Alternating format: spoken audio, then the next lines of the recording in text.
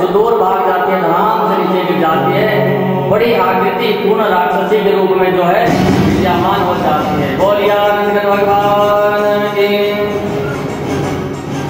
चारों ओर हाहाकार मच जाता है, अरे बालक को राक्षस ने उठा दिया, बालक को राक्षस ने उठा दिया, रोको कोई रोको, अरे बालक को पकड़ो। सब जो है माँ यशोदा को ताना देने लगे, अरे बड़ी मुश्किल से तो लाला भयो, और देखो एक राक्षसी को लाला दे दिया, देखा भी नहीं कि कौन है कौन नहीं है, ऐसा विचार करने लगे। तो भैया कहते मुझे क्या मालूम था कि राक्षसी है, मुझे मालूम थोड़े ही था। बालक को उठाया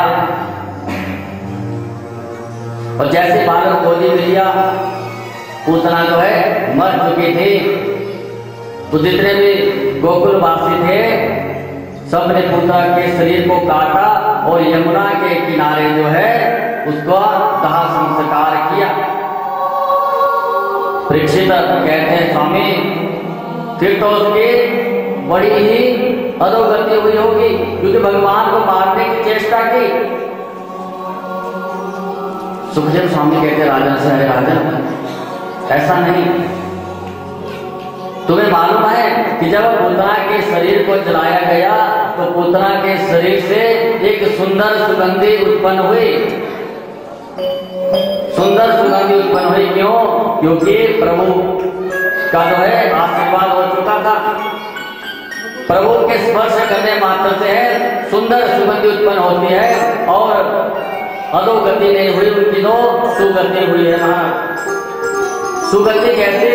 जो गति माँ यशोदा को हजारों वर्षों बाद मिली, जो गति माँ देवकी को हजारों वर्षों बाद मिली, वही परम गति जो है आज पूतना को दे दी कन्हैया ने। ऐसा स्वरूप पूतना का, ऐसा भाव। राजन बड़े प्रसन्न हो जाते हैं और कहते हैं कि ऐसे प्रभु, ऐसे दिव्य प्रभु, उनका दर्शन मात्र से जीव का उद्धार हो जाता है। बोलिया शंकर भगवान की। सभी प्रसन्न हो जाते हैं और कंस महाराज जो है बड़े बेचैन हो जाते हैं कि चुन चुन के राक्षस भेजा, दूसरा राक्षस भेज धेनुकासुर को भेज दिया। जैसे धेनुकासुर को भेजा महाराज, उसी प्रकार का कार्य होता है, प्रभु उसका तो उद्धार करते हैं। व्यंकासुर को भेजा, अगासुर को भेजा, नाना प्रकार के चुनिंदा राक्षसों को प्रभु को मारने के लिए भेजते रहे, लेकिन क्या हुआ? कुछ भी नहीं हुआ। प्रभु सबका उद्धार करते रहे, सभी का उद्धार करते रहे। उधर वसुदेव से मिले महाराज नंद बाबा और कहा, वसुदेव मुझे पता है कि कंस कितना दुष्ट दुराचारी है, इतना दुष्ट दुराचारी है, लेकिन मैं क्या करूं? देखो तुम्हारा एक पुत्र तो हमारे पास पहले ही है, जो रोहिणी का पुत्र है बलराम, अभी नामकरण नहीं हुआ, लेकिन जो तुम्हारा पुत्र है वो तुम अपना ही मानो। और दूसरा जो पुत्र है उसे भी अपना ही मानो। मन में विचार करते हैं, कौन विचार करते हैं? वसुदेव मन में विचार करते, मानना क्या है? तो दूसरा पुत्र भी मेरा ही पुत्र है, मानने की तो बात ही नहीं है। ऐसा भाव प्रकट हो जाता है और कहते हैं देखो अब तुम अपने बालकों का दुख मत करो, जो बालक कंस ने मारे हैं उन मरे हुए पुत्रों का तुम दुख मत करो, क्योंकि दुख से कुछ प्राप्त नहीं होता, ऐसा भाव उत्पन्न हो जाता है। क्योंकि जो परमात्मा को सही लगता है परमात्मा वही करते हैं, ऐसा समझाते हैं और पुनः अपने धाम की ओर, गोकुल की ओर पहुंच जाते हैं। बोलिया नंद भगवान की। जैसे गोकुल में पहुंचे 1 वर्ष हो जाता है, बधाई लेते लेते 1 वर्ष हो जाता है, अभी तक नामकरण संस्कार नहीं हुआ। लेकिन जैसे ही पूतना से उधर का कार्य उधर रहा, नंद बाबा को मालूम नहीं पड़ा कि पूतना आई थी, क्योंकि तो वार्षिक कर देने के लिए कंस यहाँ पहुंचे हुए थे। जैसे ही बालक को पूतना के ऊपर से उठाया और गौशाला में ले जाते हैं, चारा करते हैं वहां पर, अरे गोविंद मेरे लाला की रक्षा करना, अरे माधव मेरे लाला की रक्षा करना, गौ फूल से झाड़ा देते हैं प्रभु। ऐसी बात हो जाती है और प्रभु मन ही मन मुस्कुराते हैं और जैसे ही झाड़ा खत्म हुआ तो मैया का स्तनपान करते हैं।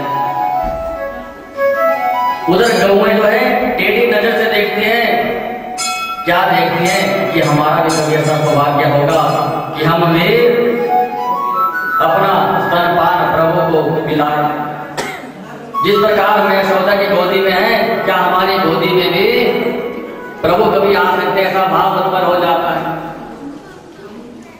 प्रभु कहते हैं कि जिसकी जैसी कामना होती है उसको ऐसा ही फल प्राप्त हो जाता है। जैसे जिसकी भावना है, भगवान जी कहते हैं किसी भी भावना से कहो कहाँ लगे नाम बढ़ाए, राम न सके नाम गुण गाए। जैसी जिसकी भावना होती है प्रभु ऐसा ही फल देते हैं। एक वर्ष हो जाता है उधर वसुदेव मन में विचार करते हैं कि वहां तो नंदोत्सव मनाया जा रहा है बालक का, लाला भयो चारों ओर से अब नामकरण संस्कार करना चाहिए। ऐसा भाव जब उत्पन्न हो जाता है तो सांडिल्य मुनि को कहते हैं जाओ महाराज, और बहुत से उनके जो गुरु पुरोहित हैं उन्हें भी बुलाते हैं, बहुत से ऋषियों को इकट्ठा करते वार्तालाप करते हैं किस प्रकार तो है हमें तो नामकरण का कार्य करना चाहिए। क्योंकि नामकरण करने अगर हम अपने पुरोहित को भेजते हैं तो कंस को मालूम हो जाएगा, क्या मालूम होगा कि देखो अपने पुरोहित को अपने पंडित को अगर भेजते वहां पर तो ना जाने कंस को शंका हो जाएगी ये वसुदेव का ही पुत्र है, ऐसा भाव उत्पन्न हो जाता है। लेकिन कहते महाराज नामकरण का जो है कार्य अपने कुल पुरोहित से ही करवाना चाहिए। उसी समय क्या होता है कि भगवान के दर्शन के लिए भोले बाबा भी आ जाते हैं। भगवान ने मन में विचार किया प्रभु आए हैं तो मुझे भी जाना चाहिए। दर्शन करके आ रहे प्रभु बाबा के, और जैसे वेश बदला और वेश बदलने के बाद माँ यशोदा के महल में पहुंचे और कहा मैया अपने लाला के दर्शन करवा दो। अब मैया डरती है दर्शन करवाने से, क्यों? क्योंकि पूतना आए थे तो डरते डरते डर जाते हैं। कहते हैं बाबा हमारे गले में तो सर्प है, मेरा लाला तो अगर तस्वीर में देखे चित्र सर्प को देखता तो डर जाता है, इसलिए मैं दर्शन नहीं करवाऊंगा। भैया कहते जाओ केवल बाहर से दर्शन करो। नहीं भैया मैं तो दर्शन करूंगा। कहते नहीं दर्शन नहीं होगा, अभी जाऊंगा। मेरे गुरु महाराज जी का आदेश है कि लाला के दर्शन करके ही आना। कहते हैं भैया अभी तक आपने योगियों का हट नहीं देखा है कि योगी हट कैसा होता है। हट दिमाग एक धुआं यहाँ लगाना है तो 12 वर्षों तक मैं धुना रमाऊंगा तुम्हारे दरवाजे के आगे। मैया कहती है अरे बाबा तुम योगी हट बोलते हो, स्त्री हट भी तुमने देखा नहीं। तुम 12 वर्ष बोलते हो, मैं 24 वर्षों तक कन्हैया को अंदर ही रखूंगी। 24 वर्षों तक अपने बालक को बाहर ही नहीं निकालूंगी। मेरे घर में 24 दरवाजे हैं, किसी न किसी दरवाजे से बाहर निकाल दूंगी, इसलिए आपको दर्शन नहीं करवाऊंगी। बाबा कहते ठीक है भैया मैं जाता हूँ, कोई बात नहीं। कि नहीं महाराज रुको, जाने तो थोड़े ही बोलते हो, दर्शन नहीं होंगे। ऐसे ऐसे सांप सर्प कांतर बिच्छू जो है तुम्हारे कान में लटक रहे हैं, नाना प्रकार के जीव मधुमक्खियां तुम्हारे ऊपर भीज गिरा रही है। बाबा मैं अपने लाला के दर्शन तुम्हें नहीं करवा सकती। बाबा जी चले जाते हैं। सुदूर पास में क्या है, धोनी रमाते थे पीपल के पेड़ के नीचे। अब लाला रोना प्रारंभ कर देता है। भैया कभी दूध पिलाती है, कभी कुछ पिलाती है, लेकिन लाला रोते ही जा रहा है, रोते ही जा रहा है, कुछ नहीं हो रहा है। एक सखी आती है, कहती है भैया क्या हुआ, ये लाला रुदन कर रहा है कि ना जाने सुबह से लेके लाला ने बहुत मुझे तंग किया है, रोए ही जा रहा है, ना जाने किसकी नजर लग गई है। बोलिए भगवान की